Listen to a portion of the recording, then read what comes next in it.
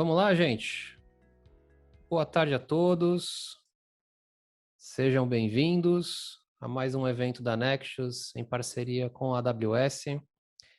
Aqui é apenas um disclaimer apenas por conveniência de todos. Pedimos que mantenham os microfones no mudo, mas de qualquer forma também pedimos que vocês participem conosco. Lancem perguntas no chat. Nós vamos fazer uma rodada de perguntas ao final da apresentação e será muito rico se vocês puderem colaborar conosco. Antes de mais nada, eu gostaria de apresentar para vocês que esse é um evento que, em oferecimento em parceria com a Nexus e a AWS, e nós temos um objetivo bastante simples aqui: dar clareza e conhecimento para que as empresas possam ter uma jornada para a nuvem cada vez mais eficientes, mais fluidas, consumir a tecnologia em cloud da maneira mais inteligente possível, economizando dinheiro, utilizando as tecnologias com seu propósito e com a sua devida finalidade. E, de certa forma, a gente tem hoje um conjunto de tecnologias que estão disponíveis, o que torna muito complexo a escolha dessas tecnologias para resolver os problemas do dia a dia das empresas. Hoje vamos falar sobre, na jornada para a nuvem, uma das coisas mais importantes que tem, que são os bancos de dados. Afinal, os dados são o novo ouro das empresas. Então, ter atenção a este tema, a esta vertical, a este pilar, é uma das questões mais importantes quando pensamos em jornada para a nuvem. E a parte importante entre os nossos convidados aqui, que eu gostaria de dar as boas-vindas e boa tarde, e são feras no assunto e vão ajudar a gente a entender cada vez melhor esse tema. Começando pelo meu amigo Walter Lisboa. Boa tarde, Walter. Eu gostaria muito de pedir para você se apresentar. Boa tarde, Diego. Boa tarde, pessoal. Eu sou o Walter Lisboa, né? Eu, o João, né, o Diego aqui, estamos fazendo o segundo episódio, né, com o apoio também do Murilo e do Rafael Moraes, né? Eu sou Technical Leader e Solution Architect na Nextios, e já trabalho aí com TI já faz muito tempo, né? Já está indo para 20 e tantos anos, né? Só com consultoria para praticamente 21, né? Então, espero que eu possa compartilhar essa experiência, né? E, mais importante, né? Transmitir para as pessoas, né? A, como que eu posso dizer assim? Transmitir para as pessoas o nosso, a nossa visão, né? De como é importante trabalhar com a parte de banco de dados dentro da nuvem. Tá? Super importante. Obrigado, Walter, mais uma vez pela participação. João Helena, meu amigo, por favor, também peço que se apresente. Boa tarde, Diego. Boa tarde, pessoal. Eu sou o João Helena, eu sou um arquiteto de soluções no time de parceiros da AWS. Eu sou o arquiteto que trabalha junto com todo esse time de feras aí da Nextios. Antes de mais nada, queria agradecer, né, por estar aqui de novo, participar de toda essa jornada. Já participei do primeiro episódio aí com o Walter, com o Diego, e espero que vocês aproveitem esse bate-papo sobre esse tema tão importante que é banco de dados, e aguardamos vocês para os próximos que a gente já tem planejado aí para os próximos meses. Com certeza. Valeu mais uma vez, João. E hoje temos dois convidados especiais, começando aqui pelo Murilo Nascimento, por favor. Boa tarde. Boa tarde, Diego. Boa tarde a todos. Meu nome é Murilo, trabalho como um gerente de produtos dentro do time de banco de dados aqui na AWS. Vai fazer já 1 ano e mais de 10 anos trabalhando só com banco de dados na minha vida. Que bom. Excelente ponto, cara. Vai ser o tema de hoje, então você vai trazer muitos insights aqui pra gente. E também temos o Rafael Moraes, que participa aqui com a gente no time da Nexus. Rafael Moraes, dá uma boa tarde pro pessoal, se apresente. Fala, Diego, boa tarde, pessoal, boa tarde a todos. Eu sou o Rafael Moraes, trabalho com um banco de dados desde 2008, com a camada AWS aí, faz uma média de uns 7 anos que eu trabalho aí, aqui dentro da Nexus vai fazer 4 anos aí que eu estou trabalhando com o pessoal. Trabalho na área de arquitetura aqui, mais voltada para dados, né? Muito bom, excelente. E eu, Diego Santos, teria o prazer de ser o hoster de vocês nesse evento, ao lado dessas feras que manjam muito tecnologias em cloud.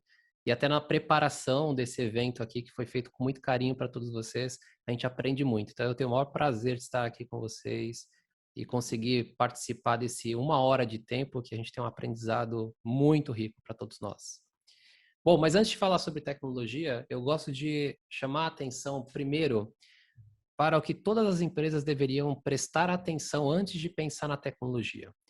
Porque quando a gente pensa em tecnologia, a gente sabe e cada vez mais fica claro que tecnologia é meio e ela pode nos levar para qualquer lugar. Se nós não tivermos um objetivo muito claro, não tivermos clareza de quais são as nossas necessidades, de quais são os problemas, os desafios que o negócio precisa, que a empresa precisa, a gente pode utilizar qualquer tecnologia porque ela vai levar a gente para qualquer lugar. A questão, então, é a palavra estratégia. Eu chamo muito a atenção para isso. Então, a questão que eu coloco aqui para vocês pensarem é sempre qual é a estratégia que você vai utilizar para deixar a sua empresa mais competitiva. Existem, obviamente, outras perguntas relacionadas à estratégia, mas essa é uma delas. Essa ajuda vocês a pensarem que antes de ir à tecnologia, temos que pensar na estratégia para consumir as tecnologias adequadas para o problema certo. E temos uma série de benefícios. Uma vez que eu tenho clareza da estratégia, eu preciso entender os benefícios das tecnologias em cloud. Eu posso aumentar a velocidade e agilidade do meu negócio, eu posso me tornar mais competitivo. Deixa eu fazer aqui uma marcação para ficar mais interessante para vocês. Eu também consigo parar de gastar dinheiro com tecnologias de infraestrutura que são puro commodity. Eu posso ser global em minutos, eu posso pensar muito grande, porque eu não tenho limites de escalabilidade. Eu também consigo pensar na substituição de investimento capital, CAPEX, famoso CAPEX, por OPEX, e aqui eu tenho um benefício que é muito interessante, que está intrínseco a esse benefício, de você consumir variável. Você consome, você liga, você desliga no momento em que você precisa, sem medo. Outro benefício é da economia de escala. Você ganha dinheiro a partir do momento que você tem muitas empresas utilizando o mesmo tipo de tecnologia e players como a AWS, que são fortíssimos no mercado, conseguem trazer a economia de escala para clientes de qualquer porte. E a gente não precisa se preocupar com o quanto nós vamos prever daqui 3 anos de consumo. A gente não precisa se preocupar com isso. A gente pode olhar para curto prazo. A gente tem que acompanhar todos os dias a economia que nós precisamos olhar para essas tecnologias em nuvem sem precisar olhar para um forecast de longo prazo, o que é muito difícil de acertarmos. Pensando nisso, e se, apenas se eu não consumir as tecnologias em cloud nos dias de hoje, eu perco oportunidades que podem gerar time to marketing, importantíssimo para lançamento de produtos. Eu posso ter maior dificuldade para reter talentos, eu posso perder meu tempo com o commodity gerenciando a infraestrutura, ou até mesmo posso colocar em risco a continuidade do meu negócio. E uma das coisas mais importantes é que eu perco a oportunidade de direcionar os investimentos que potencializam o ROI do meu dinheiro. O dinheiro da empresa precisa ser direcionado para onde gera o maior valor, o maior retorno da empresa, gerar propriedade intelectual. É nisso que as empresas precisam se concentrar. Agora, com esse disclaimer feito de estratégia, eu trago aqui a palavra ao Walter. Walter, por favor, hoje nós vamos falar sobre banco de dados e eu gostaria de chamar você aqui para começar a sessão conosco. Ok, pessoal, né? Bom, nessa jornada para a nuvem, né, dividida em 4 etapas, né, 4 episódios, a gente passou em março pelo episódio de migração, que era um assunto lógico até para começar, né, que gera bastante dúvidas. Hoje a gente vai falar sobre banco de dados, né. Gostaria de chamar o ponto importante, né, que às vezes a gente ouve falar, né, até o Diego falou no começo, né, os dados são ouro, o dado é valioso, né, dado é petróleo. Eu gosto muito dessa última palavra, o dado é petróleo, porque o dado bruto, né, ele tem um valor agregado, né? Você tem lá o preço do barril do petróleo, né? Mas a partir do momento que você transforma isso em outros produtos, né? Ou seja, que você pega seus dados e torna eles disponível, armazena eles, torna ele seguro, transforma e assim por diante, né? Você consegue puxar um valor muito maior desses dados, tá? Hoje a gente vai falar de um segmento específico que é a parte de banco de dados, né? Que é praticamente onipresente em qualquer ambiente hoje que a gente possa conceber, né? Não tem como você pensar numa aplicação que não trata e armazena os dados em algum lugar, tá? Próximo slide, por favor.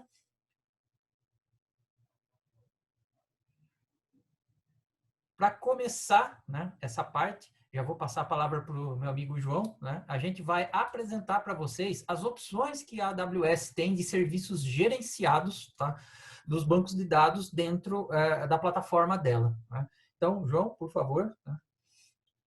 Legal, Walter. Bom, como vocês podem ver aqui, a gente tem uma série de sabores, né, de bancos de dados. Um ponto antes de começar a falar sobre esses sabores de banco de dados, eu queria frisar um ponto aqui. Como o Walter colocou, o dado é o petróleo.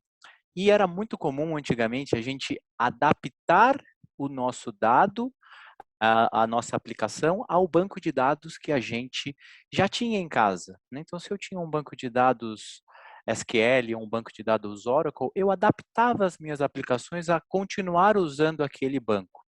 E aí a pergunta que eu faço para vocês, será que esse tipo de banco de dados é o correto ou é o melhor banco de dados que vai me trazer melhor performance, melhor custo-benefício para aquele determinado dado?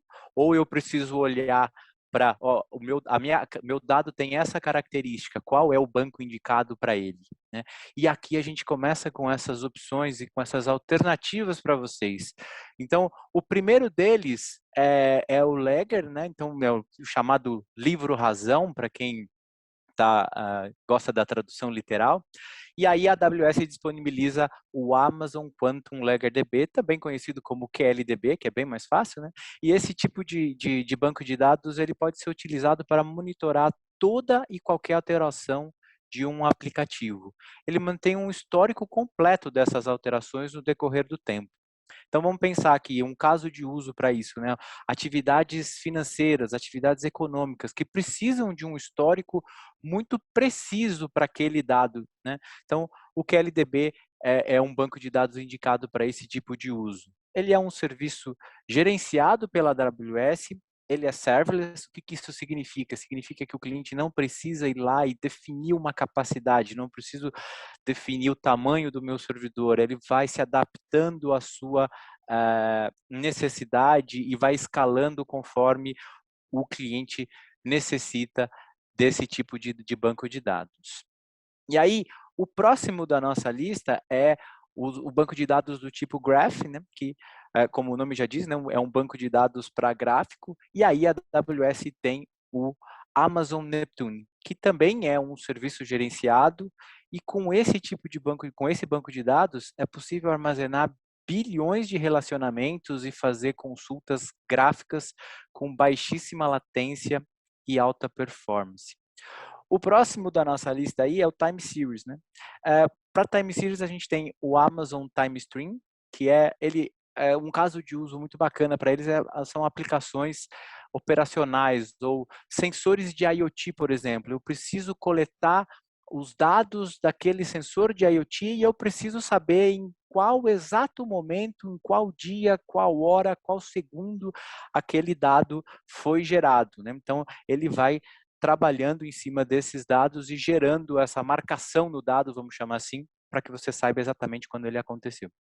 E aí, vocês podem me dizer, puxa, mas isso dá para fazer com outros bancos de dados? Sim. É possível fazer com o banco de dados relacional? É possível fazer, mas eu vou ter que ter um trabalho de desenvolvimento em cima desse banco de dados e eu posso garantir para vocês que a performance do Time Streams ele pode ser até 1000 vezes se a gente comparar com o banco tradicional, mais rápida. E a hora que a gente olha para o lado de custos, também gera um grande benefício. Esse banco de dados pode custar até 1/10 do preço.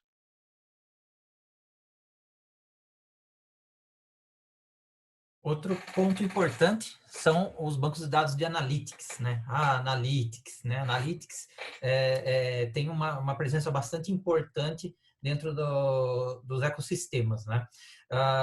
Aqui a gente destacou, né, algumas tecnologias num subíndice ali, né, onde a gente tem, por exemplo, Elasticsearch, Redshift, Athena e o EMR, né, que são serviços gerenciados também como os outros, tá? Todos eles, né? Destinados a coisas mais específicas para analisar grandes volumes de dados, né? Poxa, mas não dá para usar o banco de dados de grafo para fazer isso também? Não dá para usar o time series para fazer isso também? Ou o document para fazer isso também? Também dá para fazer, mas esses serviços eles são mais indicados para fazer a manipulação de massas de dados, né, para fazer análises, tá? Em contrapartida com os transacionais, tá? Então, o Elasticsearch, o Amazon Elasticsearch em específico, né, ele pode ser usado para índice, document, né, ou grafo, inclusive, né, tem um pouco de overlap com outros sistemas aqui que a gente está apresentando, né? Ele é muito usado, por exemplo, para log, né, o Elastic Stack, onde você pega logs de diversas aplicações, joga para lá e começa a fazer a manipulação ou visualização desses logs, né? O Redshift, né, é para Relational OLAP, né, que é basicamente o banco de dados de BI, né? Você vai ter sistemas, né, de BI, né, por exemplo, Tableau, né, o QLink, que precisam de um banco de dados, né, normalmente relacional, para poder manipular as tabelas fatos, né? Então, o Redshift ele é um banco de dados extremamente rápido para isso, tá? Com um custo muito fracionado em relação aos sistemas comerciais grandes, né? E você pode usar ele como armazenamento de dados e até integração com outros serviços dentro da AWS para fazer esse meio de campo, né? O Athena, né, ele é um caso bastante atípico, né? Ele é um serviço serverless, né? Então você não precisa fazer provisionamento, né? Como por exemplo no Redshift, no Elasticsearch e também no EMR, que eu já vou falar. Mas ele permite fazer o quê? Você ter uma massa de dados dentro do S3, sei lá, você tem um conjunto de logs armazenados lá para histórico, ou você tem um data lake, né? Dentro de um ecossistema de outros serviços da AWS para Big Data, você pode usar o Athena para montar uma query SQL, né, muito similar aos que a gente monta em bancos relacionais, para poder extrair esses dados sem precisar colocar ele num banco de dados, né? Então, ele é bastante interessante nesse ponto, né? Ele diminui bastante o tempo de análise para não ter que construir, né, uma outra solução. E para Big Data, a gente tem o IMAR, que ele é um serviço gerenciado para que a gente rode ecossistema, por exemplo, Spark, Hadoop, entre outros, inclusive aqui RageBase, Spark SQL, Presto, Hive, que são sistemas mais tradicionais para fazer manipulação de dados, né, em ambientes que tem um volume muito grande. Bacana, Walter. E ainda na família dos bancos de dados NoSQL, a AWS tem um serviço chamado Keyspaces, é um tipo de banco de dados wide column, também a gente pode falar, se referir a ele como um chave-valor. Eu acho particularmente uma história bacana porque a AWS ela tem, a gente trabalha muito a partir dos clientes, né, com base no feedback dos clientes que a gente faz o nosso desenvolvimento. E o Keyspaces é um serviço que nasceu do pedido de muitos clientes, que era justamente ter o Cassandra gerenciado, né? Eu tinha vários clientes que trabalhavam com Cassandra. Quem trabalha sabe, né? Ele é um banco de dados que tem uma arquitetura shared nothing, então você precisa de vários servidores, né? E fazer essa redundância. Então os clientes pediram e a AWS criou o serviço. Então é um Cassandra gerenciado pela AWS, né? Então toda a parte de manutenção, aplicação de patch, até o scaling desse banco de dados pode ser feito de forma automática e a sua aplicação que funciona com Cassandra vai funcionar com o Keyspaces, tá? E a AWS também tem o seu próprio serviço de banco de dados chave-valor, né, que nós criamos, que é o Amazon DynamoDB, acho que é bastante conhecido. Também é um sistema, é um banco de dados que foi criado para principalmente aplicações que a gente chama de single page applications, né, onde a gente tenta minimizar a quantidade de tabelas que essa aplicação vai trabalhar. Por ser NoSQL, tem aquela flexibilidade, né? Não preciso definir um esquema primeiro e depois adaptar minha aplicação ao modelo de dados, né? Apesar da gente fazer muitos exercícios de modelagem no DynamoDB, por quê? Para conseguir fazer algo que ele oferece, que é justamente, ele consegue manter o tempo de resposta das suas consultas na casa ali de 1 dígito de milissegundos, independente do tamanho do banco de dados. Então, quando a gente faz uma boa modelagem, a gente consegue atingir essas marcas com o DynamoDB. como o João comentou, esses dois serviços são serverless, né? Então você não gera servidor, você nem vê servidor, você interage apenas com as APIs e eles fazem o scanning automático. Tá? Então, tudo gerenciado pela AWS. Show, Murilo, obrigado aí. Seguindo nessa linha aí de bancos de dados não relacionais, a gente chega com o DocumentDB, né? Que é um banco de dados gerenciado, criado pela AWS também, que é compatível com o MongoDB. Só que ele traz a escalabilidade e a alta disponibilidade que a AWS nos proporciona, né? Basicamente, é um banco de dados não relacional, orientado a documentos, muito utilizado para armazenamento de dados estruturados e semi-estruturados, utilizado na grande parte das vezes quando a gente tem muito grande de dados, né? Um exemplo, eu preciso montar um ambiente de Big Data. Então, o DocumentDB é muito bem indicado para a gente, princípio aí, ou para algum ambiente que necessita de um gerenciamento de conteúdo, por exemplo, imagens, comentários, etc. Sempre mais voltados para o controle e o armazenamento de um volume muito grande de dados, né? Um ponto bem importante desse serviço, que por mais que ele seja compatível com o MongoDB, né, não seja 100% compatível, muitas das vezes a gente consegue pegar a aplicação do cliente, trazer para dentro da AWS e fazer o apontamento para esse ambiente do DocumentDB com pouquíssimas alterações. Às vezes, realmente a gente precisa de ajustes mínimos, né, mas a grande parte das vezes a gente consegue fazer isso de forma transparente. O próximo item é o in-memory Amazon Elastic Cache, né? Hoje, para uma aplicação ser bem vista aí, ser uma aplicação de sucesso no mercado, né? Um dos principais pontos aí é uma experiência do usuário de forma rápida e responsiva. E é exatamente nesse ponto onde a gente entra com a Amazon Elastic Cache, tá? Ele é um serviço que simplifica a configuração e o gerenciamento de ambientes de cache distribuído, na memória mesmo, tá? De forma escalável e com alto desempenho também, fornecido pela AWS, tá? Ele é usado principalmente para melhorar a latência e o throughput de cargas de trabalho de aplicações que exigem muita leitura, por exemplo, né? Uma rede social, questões de jogos, compartilhamento de mídia, portais de perguntas frequentes. Então, é um mecanismo de armazenamento de dados, só que ao invés de fazer a gravação no disco, ele faz a gravação em memória, né? O que melhora muito o tempo de resposta do processamento em geral, tá?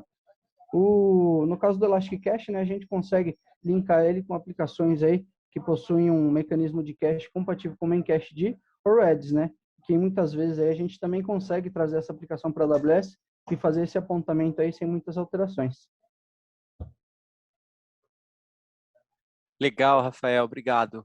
Bom, gente, acredito que alguns de vocês devem estar se perguntando, legal, quantas opções, quantas possibilidades vocês estão me apresentando, né? Mas e o meu banco de dados que eu estou acostumado com ele, né? O meu banco de dados tradicional, o meu SQL, o meu Oracle, o que eu faço com eles? Bom, gente, o grande objetivo aqui da AWS é aumentar o leque de escolha dos clientes. Então, que vocês consigam adaptar o seu dado ao banco que seja indicado para aquele tipo de dado. E é óbvio que a gente vai ter aplicações e vai ter workloads que vão precisar continuar rodando com o banco de dados relacional tradicional. E para isso a gente tem o serviço de Relational Database Service, que é o RDS, e aí ele atende a todos os principais sabores aí de bancos de dados, como o Amazon Aurora, como Postgre, MySQL, MariaDB, Oracle e SQL Server. Então, aí a gente tem um serviço gerenciado para esses bancos de dados tradicionais, que é o RDS. Outro ponto que vocês podem estar me perguntando, poxa, mas tudo isso que está aqui é um serviço gerenciado, tem uma camada de serviço que a AWS vai fazer e eu vou me preocupar basicamente aqui com a estruturação e com o meu dado em si. Sim, todo esse cenário que a gente está apresentando aqui para vocês tem essa vantagem, né? E esse benefício de ser um serviço, ser um produto da AWS. Mas nada impede, se essa for a necessidade do cliente, de rodar qualquer tipo de banco de dados numa máquina virtual tradicional, num EC2 tradicional. Esse também é uma possibilidade. Então, vejam aí a quantidade de opções e a quantidade de sabores, né, vamos chamar assim, de bancos de dados que a gente tem disponível para ajudar o cliente a criar a melhor arquitetura e fazer o melhor uso possível desse dado.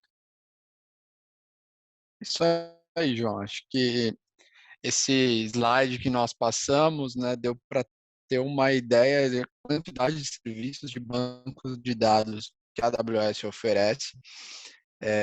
Acho que vale comentar, né, são serviços gerenciados, então, de novo, são serviços que a AWS gerencia, o cliente não se preocupa com a infraestrutura, com a aplicação de patches, com, né, políticas de backup, como que eu vou implementar isso tudo, tem sido pela AWS. Oferece as APIs para vocês trabalhar com essas dias. Usar certa para o Word correr os sensores, eu tenho ali coletando informações um segundo e eu preciso armazenar isso num banco de dados. Para isso a gente tem um banco de dados como TimeStream, né? Então, essa é a ideia de o que a gente chama de write to for. Eu vou fazer essa migração se hoje eu tenho todas as minhas aplicações rodando em cima de um banco de dados relacional, às vezes até tudo consolidado. Então, é aí que a gente entra e junto com os nossos parceiros para ajudar os clientes na decisão de como vai ser esse caminho de migração. A gente tem a opção de pegar um banco de dados relacional que já existe no on-premises e migrar para um banco de dados relacional gerenciado na AWS, como é o RDS, que o João acabou de comentar. Ou nós podemos fazer algo até mais agressivo, que é vamos entender como a sua aplicação trabalha, como que ela usa os bancos de dados e fazer esse exercício. Será que o relacional é o melhor banco de dados para atender esse requisito da sua aplicação? Ou será que um banco de dados em grafo ou um banco de dados no SQL chave-valor não vai atender de forma melhor?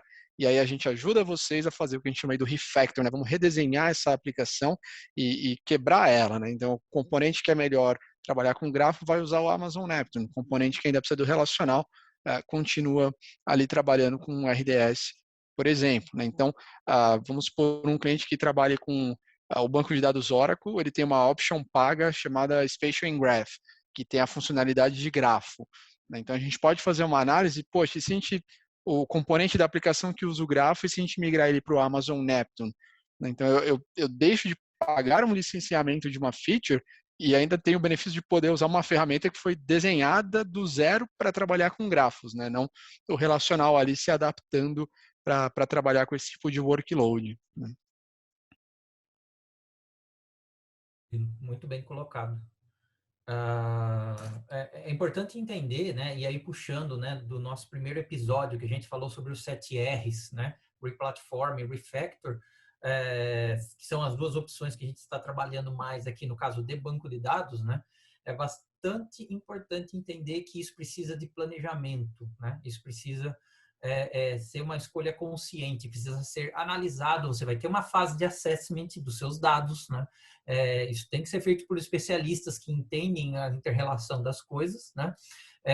E a partir dali é traçado POCs que a gente pode fazer, né? A AWS como nuvem, ela dá muito essa possibilidade de fornecer a possibilidade de ambientes transientes, né? Você cria um ambiente, testa, poxa, deu certo, não deu certo, né? Destrói depois, né?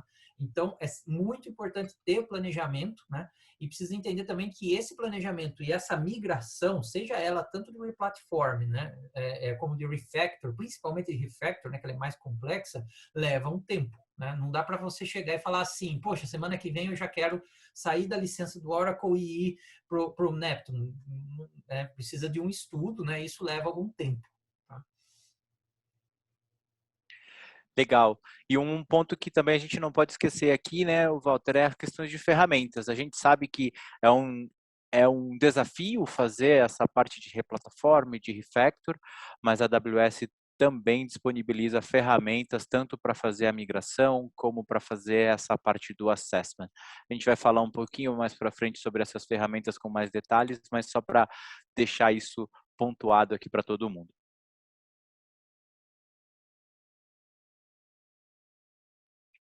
Falando agora sobre custos, né? é bastante importante que a gente entenda a relação de custo entre serviços gerenciados e não gerenciados, né? Como o João bem colocou, né, no slide anterior, você pode pegar uma máquina virtual dentro da AWS, ou seja, uma EC2, instalar, né, vir com o sistema operacional, instalar todas as coisas que você precisa nela, incluindo o banco de dados, né, e gerenciar a partir dali.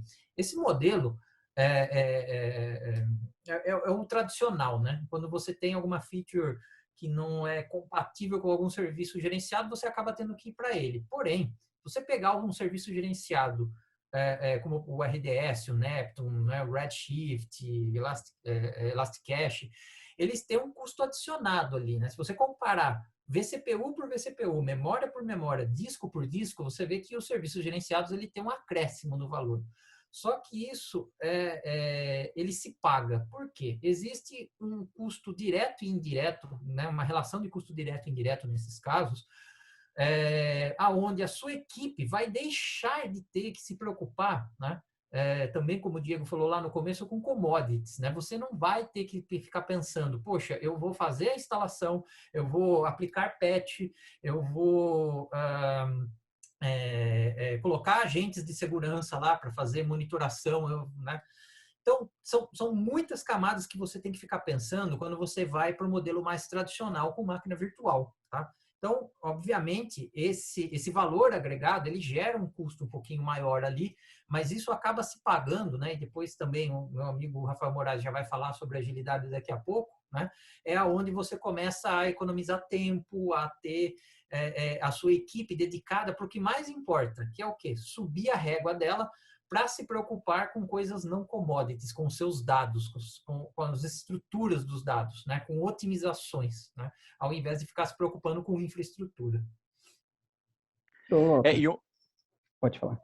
Não, e um ponto que a gente não pode esquecer aqui nessa questão de custos são a parte de licenciamento, né? A gente tem uma oportunidade muito bacana aqui de otimizar esses licenciamentos, entendendo o banco de dados correto que o cliente precisa, se ele está usando a versão correta daquele banco de dados. Então, olhando para essa perspectiva de custo, as questões de licenciamento também são super importantes e, em algumas das vezes, só a economia no licenciamento paga todo esse projeto.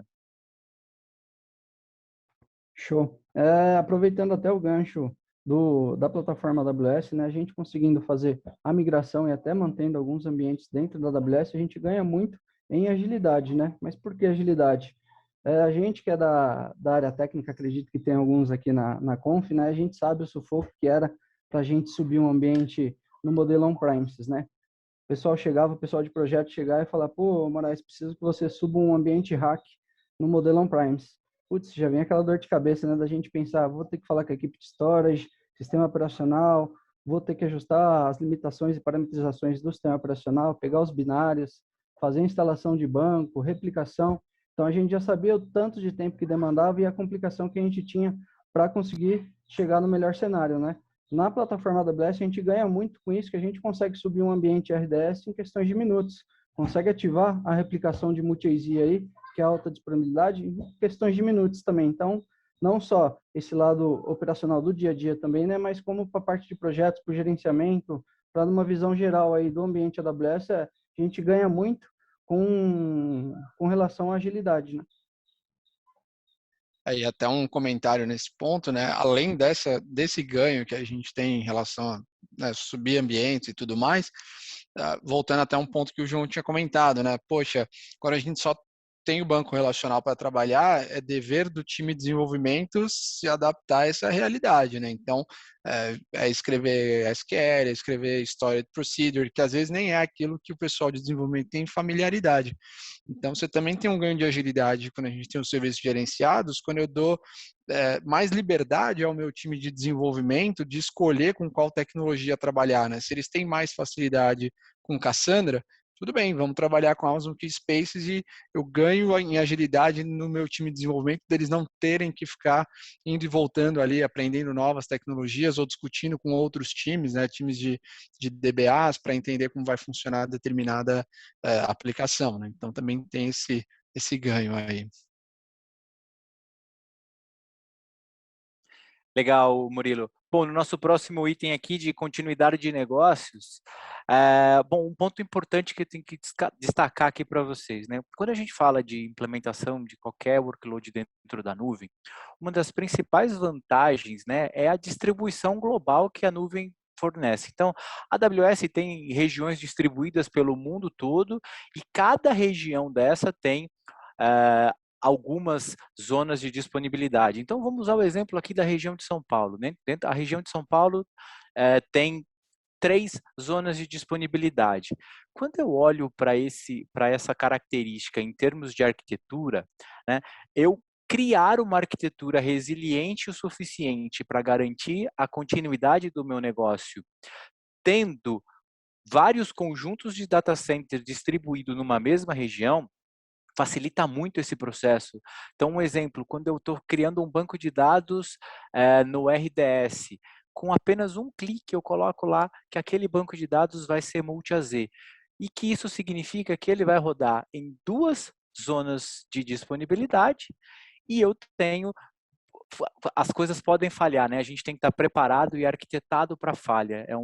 Um mantra que a AWS sempre prega aqui, né? Então, se você tiver essa arquitetura correta e usar isso a seu favor, mesmo que você tenha alguma falha em algum data center ou uma falha em algum equipamento físico, a forma como essa arquitetura está feita vai apoiar muito para que você tenha um failover rápido e que o seu negócio não seja prejudicado por qualquer indisponibilidade que um equipamento possa ter. E até mais um exemplo aí sobre continuidade, por exemplo, né, o Amazon DynamoDB, ele tem uma funcionalidade onde a gente pode escolher trabalhar com tabelas globais, né, Global Tables. Ao ativar essa funcionalidade, também cliques, ele vai fazer o quê? Ele automaticamente vai replicar todo o conteúdo da sua tabela para outras regiões da AWS do mundo, né, as quais você definir, e pensar, né, por trás tem todo esse mecanismo de detectar, né, quando um novo item é inserido na tabela e todo um mecanismo de replicação, tudo isso feito de forma automática, facilita bastante a vida dos times de desenvolvimento, não ter que se preocupar com esses mecanismos, porque gerenciar replicação de dados não é uma tarefa trivial, né, requer monitoração constante, né, ter certeza que está tudo sendo replicado conforme o necessário e dar de quebra esse benefício de eu ter a tabela disponível em mais de uma região no mundo. Se por algum motivo eu tiver uma indisponibilidade numa região, minha aplicação pode continuar trabalhando, basta, né, ela chamar a API da outra região onde a tabela também esteja disponível. Bacana, Murilo. Outro ponto que a gente consegue ajudar bastante, né, com relação a essa questão de continuidade de negócio, é a parte de patching, né? Se você não tem um serviço gerenciado e você é responsável por esse ponto, né, quanto tempo a gente precisa gastar para fazer isso? Tem que negociar a Gmood, ter as pessoas trabalhando lá no final de semana para fazer todo esse processo. Então, quando eu olho para esse tipo de arquitetura dentro da AWS, a gente consegue automatizar esse processo e fazer isso de forma transparente, preservando o dado do cliente. Então, agora para Capacity Planning e Scaling, né, e que é um assunto extremamente relacionado com continuidade de negócio, né, porque ele tem tudo a ver com performance. Né? Você pode ter ambientes que têm performance aceitáveis, né? Você pode ter ambientes que começam a apresentar lentidão e até mesmo ambientes que acabam parando, né, por questões de estarem sobrecarregados, né? Eles estão sendo sobrepuxados pela quantidade de requisição que está chegando. E banco de dados não é diferente de outras camadas que você possa ter de aplicação, né, e assim por diante. Né? O Capacity Planning, em particular, né, ele é uma coisa que ele não some na nuvem, né? Ele faz parte da governança, só que ele muda um pouquinho, porque a nuvem ela te dá mais flexibilidade para trabalhar com o Capacity Planning. Né? E um item importante desse planejamento de capacidade é você ter insumos, né, através de logs e métricas que o serviço gerenciado já tem embutido. Né? Você vai pegar essas métricas, pegar esses logs e trabalhar com eles, né, durante a operação. Para quê? Para que você saiba, né, que o banco de dados está chegando em algum limite e você faça um reescalonamento, né? Seja para cima ou até mesmo para baixo, porque se um banco de dados está muito superestimado, você está gastando dinheiro sem necessidade, né? Então, o Capacity Planning, ele ajuda bastante nesse ponto. Continuando até nessa caixinha aí, Walter, com relação à escalabilidade, né, é um grande diferencial aí que a gente tem, utilizando até os bancos de dados como serviço na AWS, né? Até no item de escalabilidade, a gente consegue ter dois casos aí que podem acontecer, né? Um é o escalonamento vertical, que é um exemplo, se um ambiente está demandando uma quantidade de leitura muito grande, né? A gente tem que fazer o aumento computacional ali do serviço, né? Então, a gente consegue, pela plataforma AWS, a gente consegue fazer isso em questões de cliques aí em minutos, né? Partindo para o lado on-premises aí como comparação, a gente sabe como a gente sofre, né? Como tinha alguns casos de pico aí, a gente tem que contatar diversas equipes aí, o tempo que a gente consegue, que a gente demora para conseguir chegar nesse valor que a gente espera, né? E tem o outro modelo que é o modelo de autoscaling, né, que é o escalonamento automático aí, né, com ajuste automático de capacidade, quando a gente tem altas cargas de processamento aí. Inclusive, um dos serviços aí que a gente falou nas últimas lâminas aí, né, já possuem hoje na AWS esse escalonamento automático, que são entre eles aí o Dynamo, o Aurora e até o próprio Elastic Cache, né, que a gente deixa de se preocupar também com esse ponto aí, que a AWS ajuda muito a gente nesse requisito. O próximo item, segurança e compliance aí, a parte de segurança hoje é um dos pontos mais importantes, né? Se não for o mais importante que a gente tem, né? A LGPD está aí, né? A gente sabe muito bem, demorou um pouquinho, mas chegou. Hoje ela é a principal regulamentação do Brasil aí voltada para a proteção de dados pessoais, né? Então a gente tem que estar sempre em compliance aí, atento com os ambientes, seguindo as melhores práticas da AWS. Existem algumas outras regulamentações aí, como a DBACIM 4658, e PCI Compliance, né? Hoje, na AWS, com relação não só com relação aos serviços de banco, mas numa visão geral, a gente pode confirmar aí que todos os serviços podem ser usados em conformidade com a LGPD. Basta a gente fazer as configurações corretas, né? E tá sempre de olho ali, fazendo a monitoração do ambiente. Realizando algumas configurações certinhas aí, seguindo sempre as melhores práticas da AWS, a gente pode garantir a segurança em diferentes níveis aí dentro da AWS, né, Walter? Se você quiser falar um pouquinho delas. Acho que o João, né, um ponto bastante importante que a gente discutiu anteriormente. Tem um ponto bacana aqui nessa questão de segurança que é muito legal ressaltar e deixar claro para todos aqui, gente. A AWS tem um modelo de responsabilidade compartilhada. O que é que isso significa, né? Eu vou mover o meu workload para a nuvem e toda a segurança desse workload passa a ser responsabilidade da AWS? Não. Imaginem o seguinte, o workload on-premises, todas as questões relacionadas à segurança são de responsabilidade do cliente. A partir do momento em que esse workload é migrado, seja em replataforma, em refactor ou em rehost, independente do tipo de migração que o cliente decida fazer, ele passa a fazer parte desse modelo de responsabilidade compartilhada, onde parte dos recursos,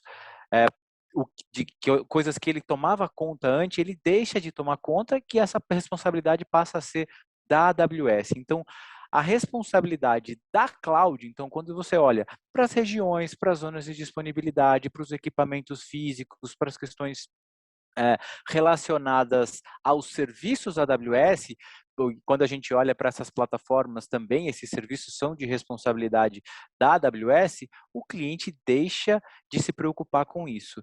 Mas quando a gente fala de segurança e a responsabilidade do dado em si, esse item ainda continua com o cliente. Vou dar um exemplo. Então, eu tenho um serviço gerenciado de banco de dados e eu coloquei o meu dado lá dentro. Na hora de configurar o Security Group, que é uma espécie de firewall da AWS para dizer quem tem acesso àquele dado ou não, essa configuração quem faz é o cliente, ou o parceiro, o gestor que o cliente contratar para tomar conta dessas configurações. E aí é super importante ter isso em mente, né? A AWS passa a ser responsável por boa parte dessa infraestrutura, mas essa segurança dentro da nuvem, essa definição de quem vai acessar o dado, que porta que vai acessar e quem tem esse acesso, continua sobre gestão do cliente. Então, olhando para esse tema de segurança, entender esse modelo de responsabilidade compartilhada, saber o que eu não preciso mais me preocupar, que é muito bom, mas continuar com foco no que eu preciso se preocupar, é muito importante. Eu ainda acrescentaria, né, João, o seguinte ponto, né?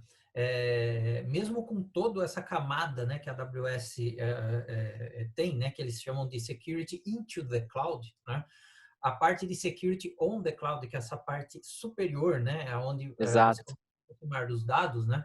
Ele ainda tem bastante botões a serem apertados, né? Então, você pode, por exemplo, num RDS de Postgres, falar assim, eu quero que todas as conexões sejam encriptadas obrigatoriamente. Então, você tem que ir lá e apertar alguns botõezinhos para que esse tipo de detalhe aconteça, né? E aí, dependendo da regulação que você tem que seguir, são diferentes botões que você tem que apertar, né? Você não consegue...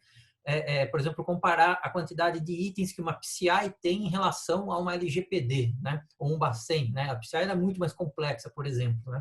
Então, para não tornar o ambiente muito complexo, né? Ou, por outro lado, você atingir o que você precisa, né? De regulação, é importante ter um partner que já saiba quais são esses botões que têm que ser apertados, né? E aí você realmente ficar tranquilo, né? E poder de noite dormir, né? Colocar a cabeça no travesseiro e dormir sossegado, sem ter que ficar se preocupando se você está em compliance ou não com uma determinada regulação que é tão importante hoje para garantir a segurança dos dados dos nossos clientes, né? É isso mesmo, Walter. Bacana, cara. Bom, aqui a gente já viu, né, a quantidade de opções de bancos de dados que a gente tem, e aqui a gente falou um pouquinho, né, desse processo e como o cliente pode se beneficiar desses processos, né, de replataforma, de refactor. Dá para ter vantagens, dá para ter redução de custos, vai com certeza melhorar a agilidade e ter uma garantia melhor de continuidade do negócio.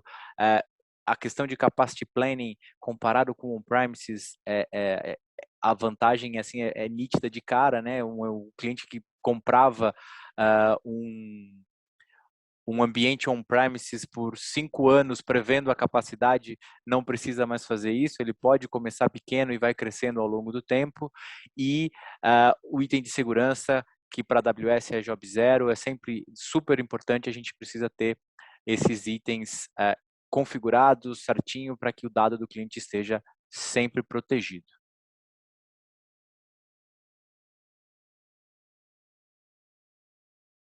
Depois, né? Como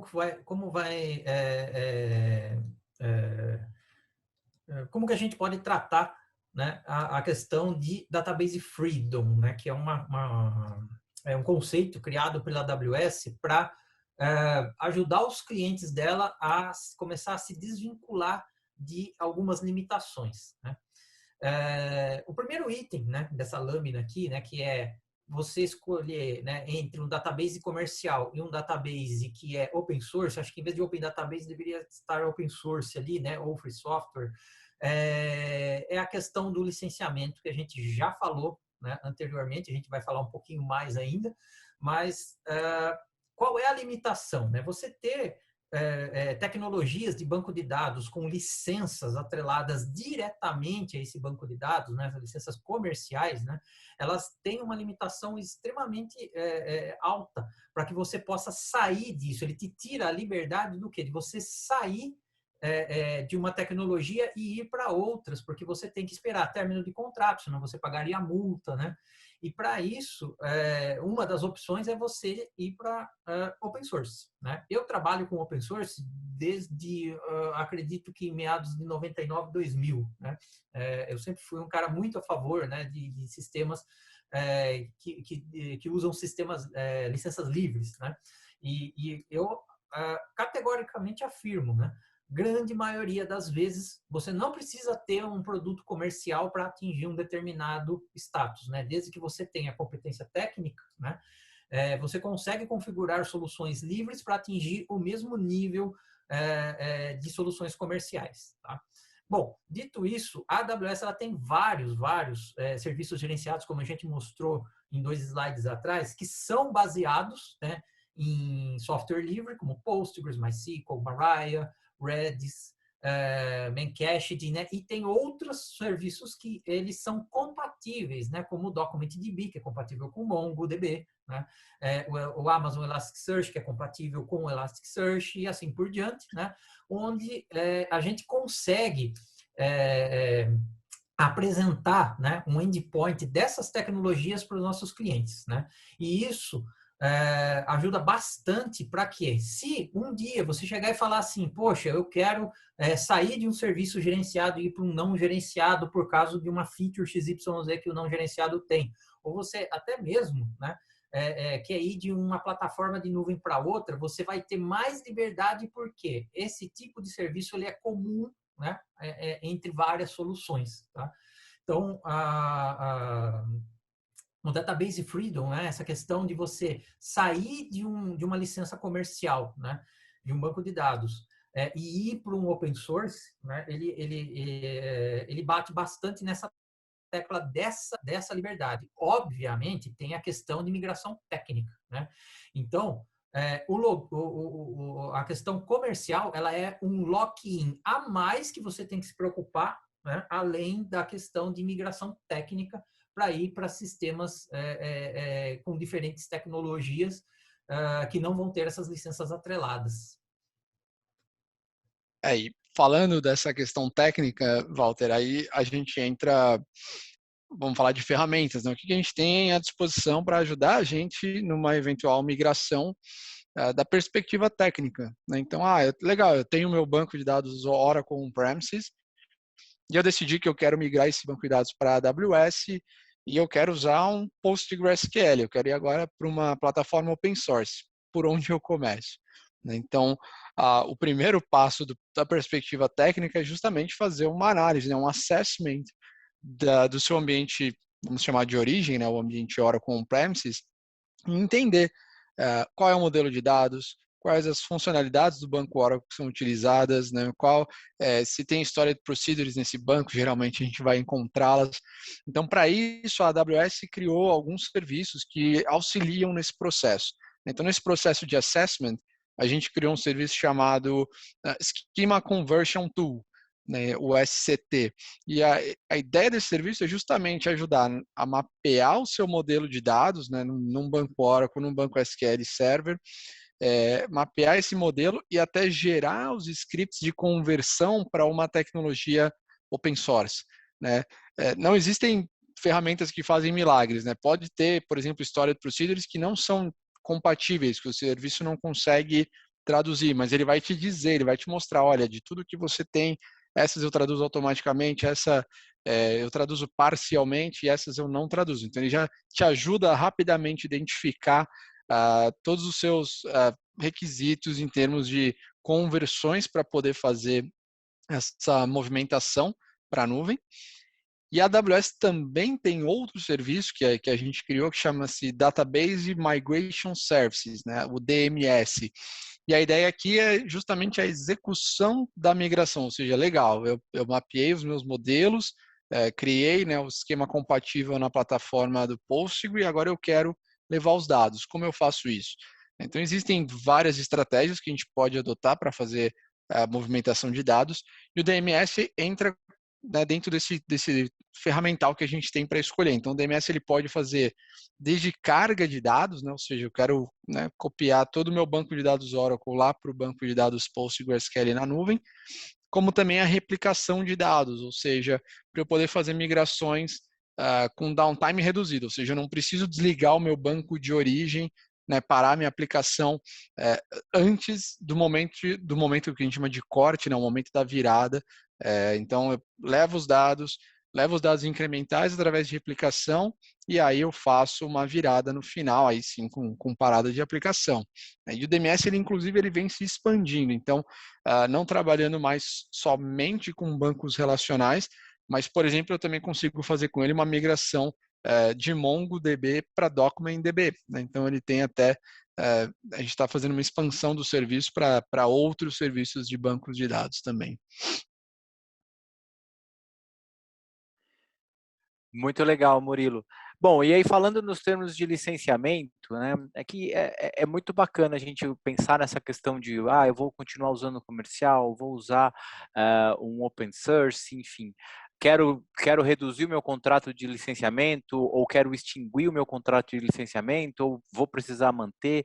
Então, eu considero a ferramenta do Schema Conversion Tool que o Murilo falou como uma ferramenta de insights para os clientes para ajudar nessa tomada de decisão. O que é que eu vou fazer com os meus bancos de dados atuais? Tendo o reporte do Schema Conversion Tool, eu vou entender qual é o esforço que eu vou precisar fazer para movimentar. Então, dentro desse reporte que o Schema Conversion Tool gera, ele está dizendo, né, como o Murilo falou, que ele vai dizer parte que ele faz automático, parte que ele não faz, mas ele vai te dar uma visão. Olha, isso aqui você vai precisar fazer uma correção manual, ou você vai ter que reescrever o seu código. E a partir desse reporte, eu consigo tomar essa decisão. Vou partir para uma migração open source ou não? Eu preciso manter o meu banco de dados SQL Server, ou preciso manter o meu banco de aplicação? Precisa. E para isso, a gente tem basicamente duas opções para rodar SQL Server e Oracle na AWS, em RDS e em EC2. Quando eu falo de licenciamento de SQL Server em RDS, eu tenho apenas uma opção de uso. Dentro do RDS, ele já vem com a licença do SQL Server embutido, já está no preço do SQL e o cliente não precisa se preocupar com esse licenciamento junto à Microsoft. Ele vai pagar pelo serviço para a AWS e a AWS vai reportar essa licença para a Microsoft. Olhando na perspectiva de Oracle, aí eu tenho a opção de licença incluída para a versão Standard, e para as versões Standard e Enterprise, o cliente pode fazer a opção de Bring Your Own License, que nada mais é do que trazer a licença existente que esse cliente já tem da Oracle para rodar dentro de RDS. Quando eu falo de EC2, né, aí o EC2 em SQL Server, eu tenho as duas opções. Eu posso usar a licença incluída da AWS em EC2, ou eu posso fazer o Bring Your Own License, e aí depende de alguns termos, tem algumas particularidades de licenciamento que o time da Nexus com certeza vai poder auxiliar vocês nessa tomada de decisão. E no Oracle em EC2, necessariamente o cliente vai, não existe a opção de licença incluída para Oracle em EC2. Boa, João. Obrigado. Database Freedom, vou até me apropriar aqui do slogan da AWS agora. Liberte-se para economizar, crescer e inovar. Cara, basicamente isso daí já define o Database Freedom, né? É basicamente um programa da AWS para incentivar o cliente na substituição do modelo de licenças limitantes ou proprietárias, né? Através de um partner, no caso a Nexus, a trocar por tecnologias open source. Um exemplo é o MySQL ou Postgres, né? O licenciamento hoje, a gente sabe que licenciamento de tecnologias como Oracle ou o próprio SQL Server da Microsoft são licenças caras que a gente tem um sufoco para conseguir controlar isso. A questão de expiração, de options que estamos usando para ver se está contemplado ou não no nosso licenciamento, e até um pouco engessada, né? Se a gente precisar fazer alguma troca ou alguma inclusão, é sempre mais complicado. Com essa troca de tecnologia aí que a AWS incentiva aí os clientes com essa substituição, a gente acaba ganhando bastante coisas, né? Entre elas é redução de custos, obviamente com licenciamento, que é um custo muito elevado, a gente sabe que pesa bastante hoje em dia, né? Segundo ponto é aumento de desempenho. A gente tem bancos aí na AWS que superam 5, 10 vezes mais aí um banco de dados tradicional. Tem a parte de escalabilidade, que são, no caso aqui, entraria como Postgres, né? Ou MySQL dentro do Aurora, que seria o Aurora, que é o banco de dados desenvolvido pela própria AWS com compatibilidade com essas engines. Então, a gente já consegue matar bastante coisa aí com essa troca de licenciamento aí, né? Nesse ponto que a Nexus aí, nós como parceiros da AWS aí entramos, né? Realizamos um estudo técnico do ambiente, fazemos uma análise completa, entendendo até a aderência, o nível de maturidade da aplicação, para tentar apoiar nossos clientes nessa importante tomada de decisão aí, né? Finalizando este processo, que é a decisão da tecnologia de destino, que é um ponto muito importante, a equipe da Nexus é bem qualificada para realizar essa migração, sempre seguindo as melhores práticas recomendadas pela AWS aí, fornecendo também alguns serviços gerenciados para todas as tecnologias de banco de dados, com uma operação bem completa mesmo, desde a criação, migração e a parte de sustentação, com análise de performance, aplicação de melhores práticas, monitoramento, enfim, todas as atividades cotidianas aí, para manter o cliente utilizando apenas o que realmente necessita dentro da plataforma lá, né? Pagar o que realmente precisa, sem ter custos aí extras.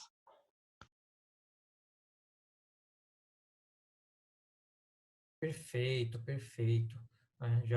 Já de antemão, quero agradecer aqui a participação do Murilo, do Rafael, do João, né? E também do Diego, né? A gente vai ainda ter mais um pedacinho aqui, né? Já vou passar, inclusive, o bastão para o meu grande amigo Diego Santos. Mas para a gente concluir, né? Espero que a gente tenha conseguido passar a mensagem sobre as possibilidades que a nuvem traz para a gente no quesito de banco de dados, nesse episódio 2, tá? Quero convidar o pessoal que não assistiu ou que não lembra algum detalhezinho, né, do episódio 1, conferir no YouTube da Nexus. O link vai estar em alguns slides, daqui a pouquinho vocês já vão ver, né? Hoje a gente fez o de banco de dados, né? Falamos bastante coisa, acho que foi uma discussão bastante rica, né? E quero fazer o convite para que em julho, né, sem uma data específica definida ainda, mas em julho e depois em setembro, respectivamente, a gente vai falar sobre modernização, né, num âmbito muito mais amplo, né, do que somente banco de dados. A gente falou um pouquinho de modernização hoje, né, e depois sobre DevOps, para a gente conseguir também levar a agilidade para outras partes da nuvem que não somente banco de dados. Diego, por favor, né? Agora o bastãozinho é seu novamente. Muito bom, Walter, João, Murilo, Moraes. Tem um lado muito rico que eu queria compartilhar com vocês, antes de avançar para os próximos slides, é que participar aqui com vocês me faz adquirir um conhecimento tão interessante que a gente no dia a dia acaba perdendo por ter tanta informação, tanta tecnologia, tudo evolui muito rápido. Então, quando a gente se prepara para um evento como esse, as nossas reuniões internas, para que a gente possa estruturar com carinho todo esse conteúdo, eu me sinto muito honrado por estar aqui e aprender com vocês. Então, primeiramente, mais uma vez, obrigado por transferir todo esse conhecimento de vocês. Me sinto um ignorante no bom sentido em estar ao lado de feras como vocês e acho que as pessoas que estão aqui com a gente certamente se aproveitam muito disso. Fica uma série de dúvidas, eu não tenho dúvida, porque é um conhecimento muito profundo e é para isso que nós estamos aqui, justamente para tirar todas essas dúvidas que certamente não serão somente hoje, mas ficaremos à disposição também para próximas questões. Bom, avançando aqui, um ponto importante que eu queria trazer sobre a Nexus. A Nexus é um parceiro estratégico da AWS no Brasil. Nós estamos hoje presentes nacionalmente, então temos 4 escritórios com presença em locais bem específicos e estratégicos no Brasil. E pode até soar esquisito isso, no sentido de hoje estamos todos em casa, as empresas estão cada vez mais remotas. Será que realmente há necessidade de escritórios em regionais muito específicas? E a resposta é: isso traz uma proximidade muito grande de quem mora na região, com os desafios daquela região e também uma proximidade muito grande com as empresas. Então, estrategicamente falando, isso é muito bom para a transformação digital de acordo com as necessidades específicas de cada região e de cada perfil de cliente. Isso para a gente traz um norte muito importante, a gente tem isso há muito tempo e é um sucesso diante do resultado que a gente consegue com os nossos clientes. Além disso, a Nexus também é muito forte em alguns setores, como finanças, por exemplo, indústria automotiva, serviços de uma maneira geral, óleo e gás, temos alguns cases interessantes, manufatura e a educação em si. E temos também presença em 2 quadrantes do Instituto ISG, que é um instituto muito renomado fora do Brasil, onde qualifica empresas e serviços gerenciados em cada um dos setores. A Nexus está presente em 2 desses quadrantes.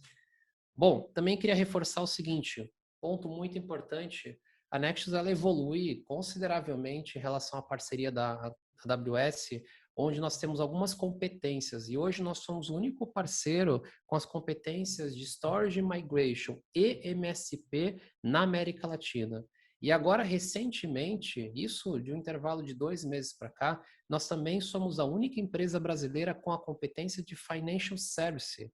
Isso nos coloca num patamar muito diferente para ajudar, inclusive, as empresas que estão passando agora por um processo de fintech, bantech, olhando para o Open Bank. A Nexus está muito bem posicionada para isso. Então, por favor, nos procurem também para os seus desafios. E mais uma vez, eu queria também convidar as pessoas aqui a nos adicionar no LinkedIn, para que a gente possa manter relação com essas pessoas.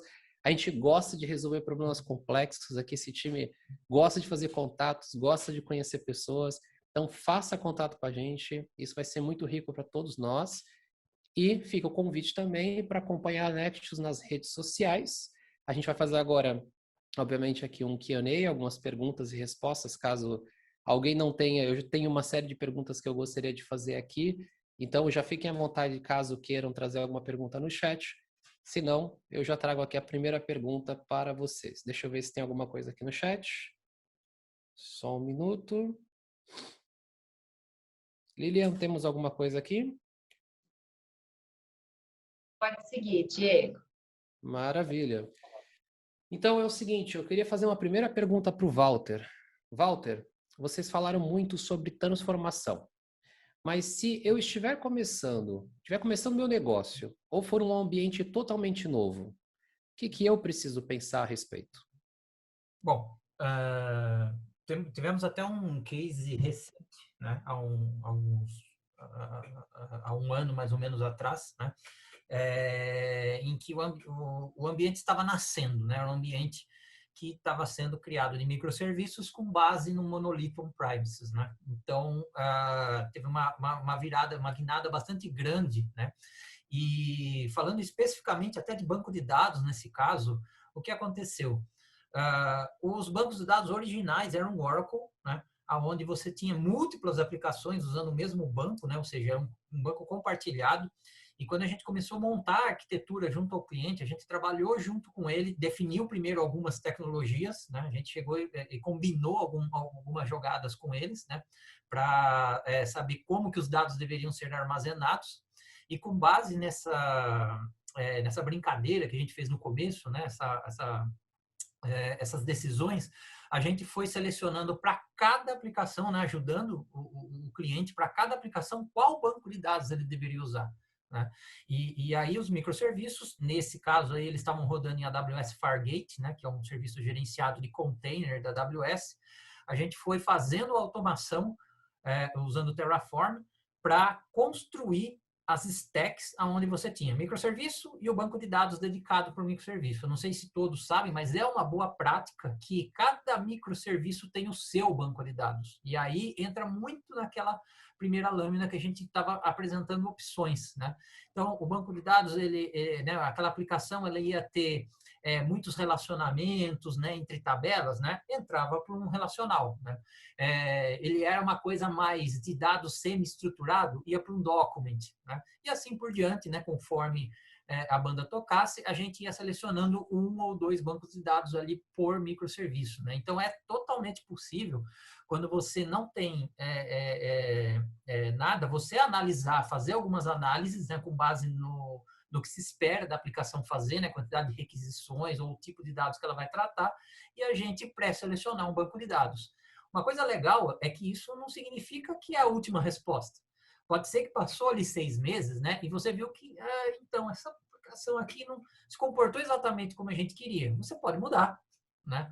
Porque todas essas tecnologias, né, você pode criar um POC para testar com outros, né, usar os serviços que o Murilo bem colocou agora há pouco para fazer a migração dos dados num ambiente controlado, ver se aquele comportamento muda, né, e uma vez que você testou, você fazer a transformação dentro do próprio ambiente e a aplicação passar a usar outra tecnologia.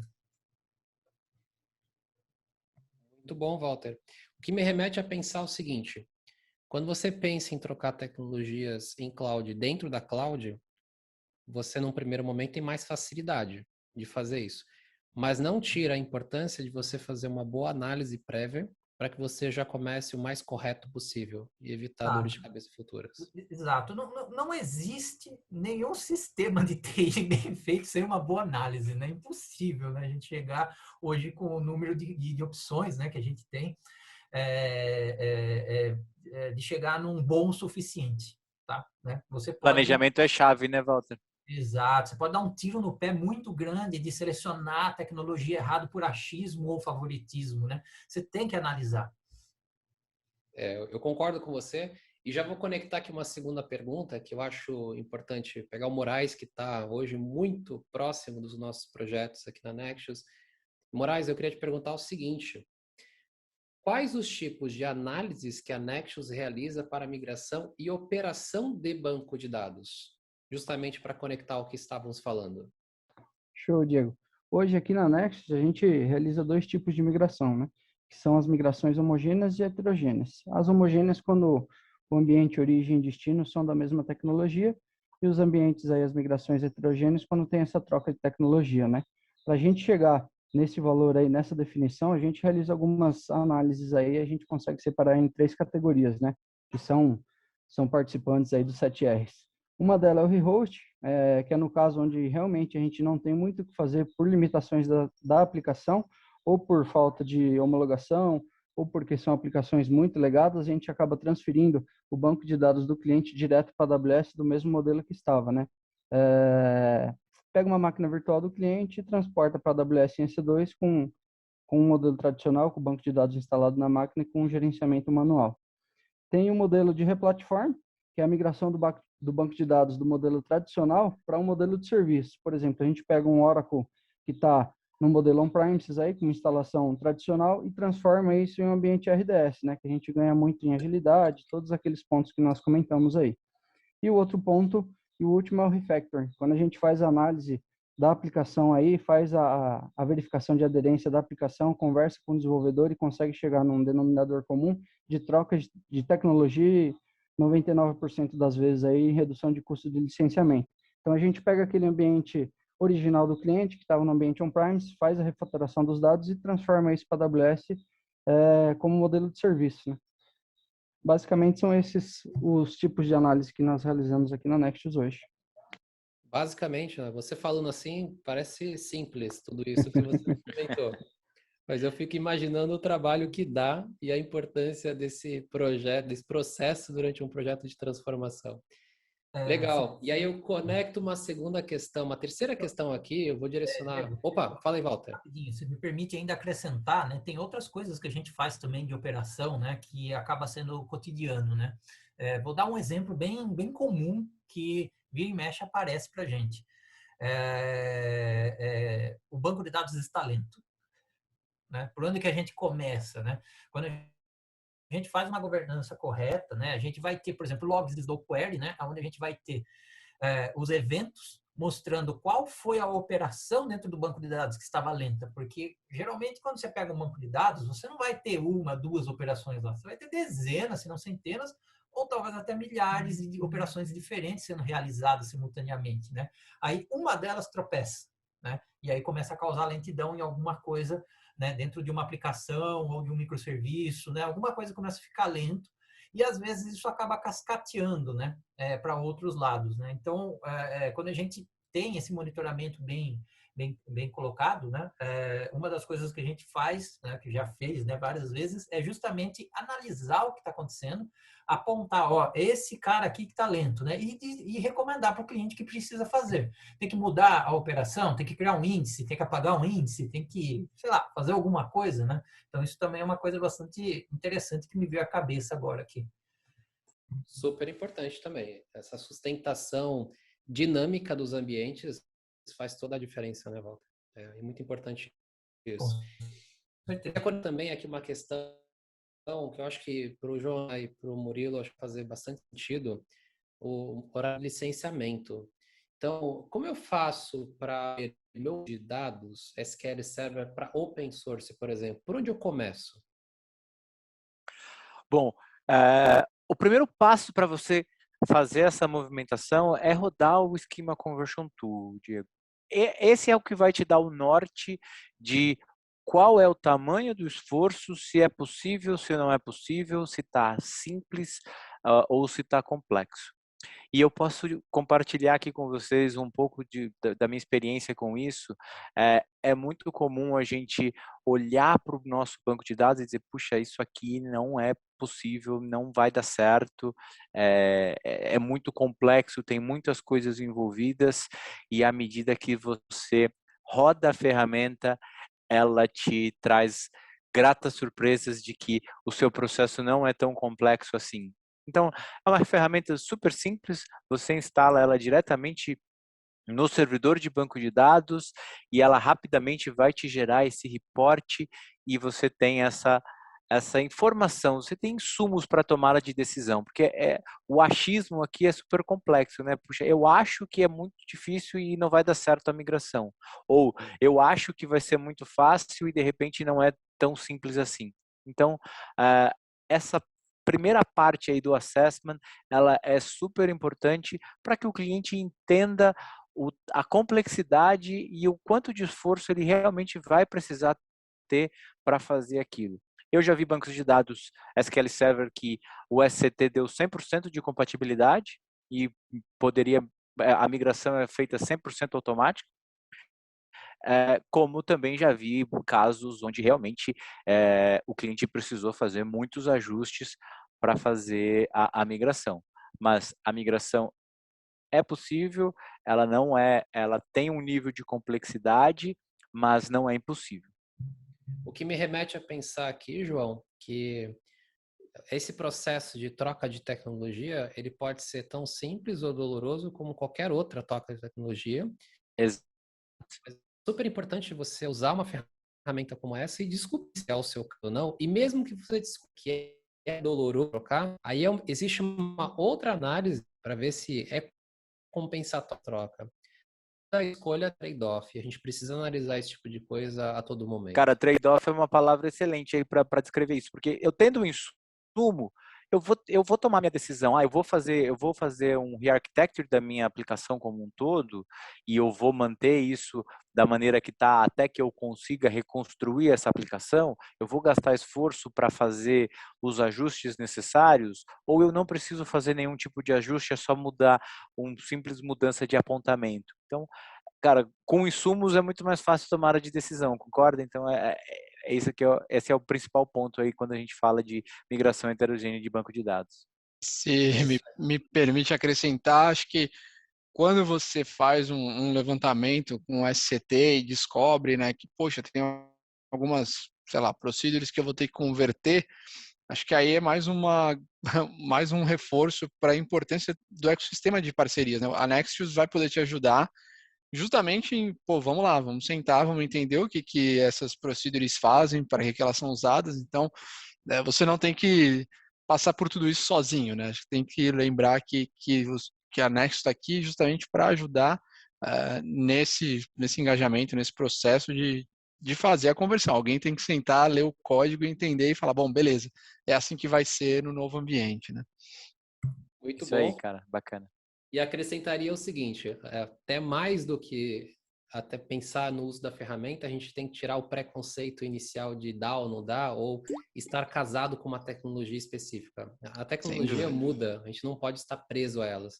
Hoje falamos de tecnologias que são super avançadas, a AWS inova o tempo todo, daqui a pouco a gente está falando de uma outra tecnologia, e a gente tem que desapegar disso. A gente tem que entender que o objetivo é atender uma necessidade de negócio, da maneira mais eficiente possível. Acho que isso ajuda também nosso pensamento. Exato. Algumas tecnologias que a gente citou, que nem o Ledger, né? Na verdade, fala Ledger, né? É difícil até de falar. Ele tem a ver com o ecossistema de blockchain, né? Ele nasceu como necessidade do ecossistema de blockchain para guardar transações de maneira que elas não pudessem ser alteradas. Quantos anos tem essa tecnologia? Né? 2, talvez? Né? Vamos dizer alto aí, talvez 3 anos, né? Então é muito recente. 3 anos é muito pouco para um banco de dados. Mas pega o relacional, ele foi nos anos 70. Foi no século passado. né? Então, sempre a gente vai ter, e daqui, provavelmente, se a gente for repetir isso daqui no ano que vem, né, a gente tem alguma novidade de um ano para outro, né? Então, toda hora a gente está tendo alguma transformação, é importante ficar antenado, é importante também não ficar ansioso para usar novas tecnologias. Isso é uma coisa que vai muito de fazer tecnologia consciente, né?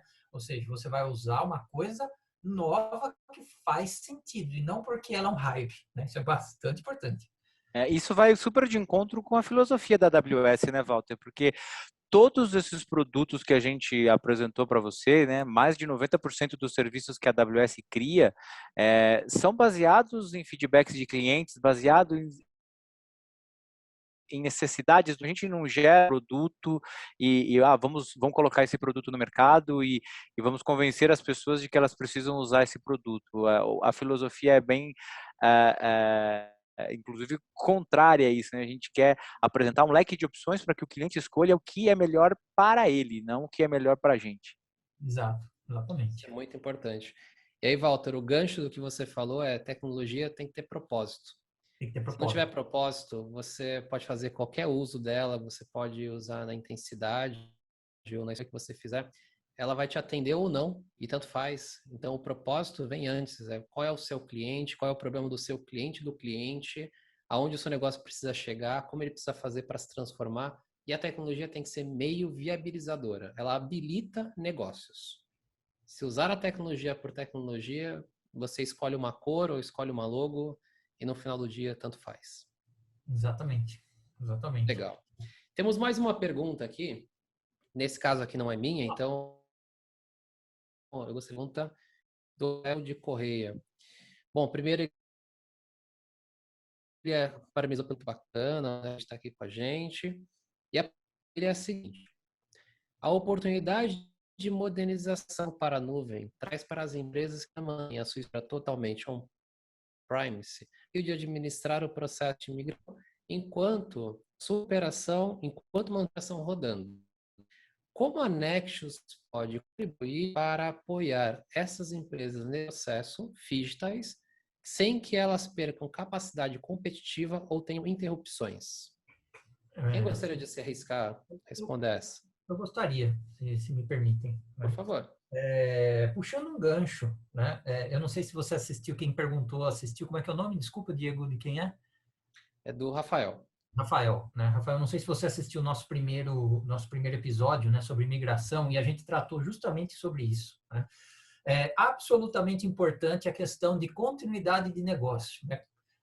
Tinha um bullet de continuidade de negócio aqui em banco de dados e tinha um outro bullet de continuidade de negócios lá na primeira apresentação, e a gente é muito preocupado com isso. Eu diria até obcecado por isso. Por quê? Cara, você não pode parar o ambiente, né? Por nenhum motivo, né? Não existem bons motivos para parar o ambiente. É óbvio que tem aqueles casos que tecnicamente é impossível, né? Você tem que fazer uma paradinha ali para fazer alguma coisa. Mas o que acontece? Não necessariamente essas paradas precisam ser longas, né?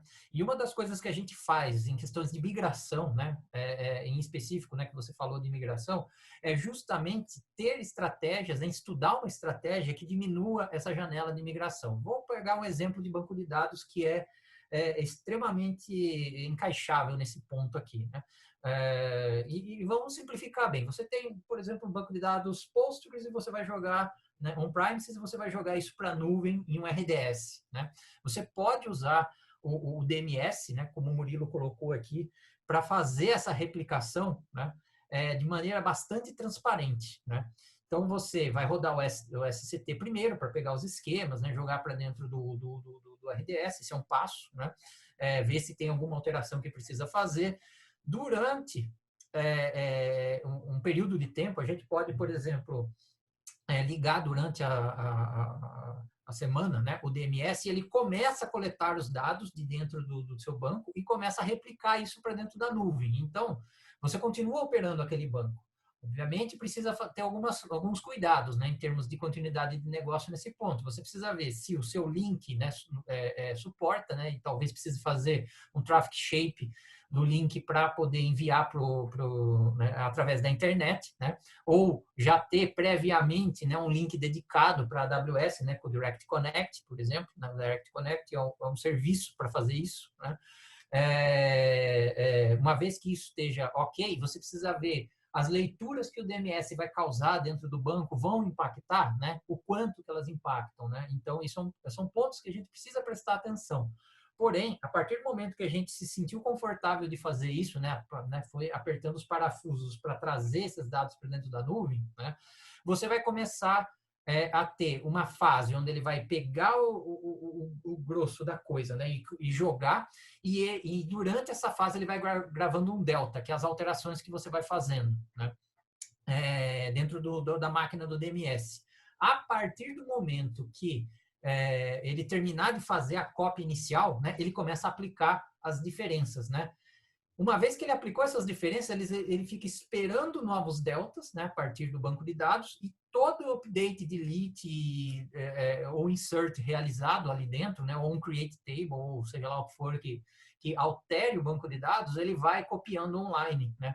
Então, você praticamente tem uma réplica, né, com um atraso aí, geralmente de alguns segundos, na nuvem do banco de dados quente que está em on-premises. Uma vez feito isso e a gente migra a camada de aplicação, né, o que resta? A gente cortar esse cordão umbilical, né, e virar o DNS. Para essa virada, geralmente é bom dar uma parada, né? Só que o tempo de você cortar o DNS, né, e virar o DNS, né, pode ser alguns minutos, né? É melhor do que, por exemplo, você ter 6 horas de migração para fazer a cópia dos dados, dependendo do tamanho que você tem, né? Então, são possíveis estratégias, né? Esse é um exemplo que eu citei, tá? Não é o único, mas são possíveis estratégias que a gente pode aplicar para diminuir o tempo de parada, né, durante uma migração, por exemplo. Muito bom, Walter. Um ponto aí, né, Walter? Hoje a gente tem bancos, né, gigantescos, de teras e teras de informação. Então, se a gente for pensar numa estratégia somente de backup e restore, a gente teria aí clientes ficando fora dias. Então, com certeza essas ferramentas apoiam para reduzir esse tempo de downtime e fazer essa migração o mais transparente possível para os clientes. Legal. Bom, e para a gente fechar aqui, o que me remete a pensar nessa questão, Walter, associando ao que vocês estão falando, a estratégia é a palavra que a gente precisa ter antes de qualquer coisa. O que eu tenho que levar para a nuvem, o que eu tenho que sustentar dentro de casa, em quanto tempo eu tenho que fazer isso, janelas de parada, quantos sistemas. E é nesse tipo de estratégia que a Nexus pode ajudar bastante, antes até mesmo da escolha das tecnologias. A tecnologia, ela vem numa segunda etapa e ainda assim não perde a sua importância diante de tanta complexidade que há na escolha das melhores tecnologias para cada necessidade. Pessoal, estouramos já um pouquinho aqui o tempo, 2 minutinhos, mas mais uma vez gostaria de agradecer a vocês pela participação. O Walter e o João já participou com a gente no primeiro, continuará com a gente nos demais. Murilo e Moraes, mais uma vez, obrigado por aceitarem o convite. Foi muito boa a participação de vocês. Como eu falei, é super rico a pré-participação, que é a preparação, e estar aqui com vocês é super prazeroso. Tenho certeza que foi também para muita gente que está aqui conosco. Agradecer às pessoas que estão aqui com a gente, 1h30 também, ouvindo a gente aqui sobre tecnologia, uma série de sopa de letrinhas de tecnologia, um assunto bastante desafiador e profundo, mas fica gravado e quem quiser retomar, fique à vontade em olhar nas nossas redes sociais. É isso, mais uma vez, obrigado, boa tarde a todos vocês. Valeu, gente, muito obrigado. Valeu, pessoal, obrigado a todos aí e um abraço. Valeu, até mais.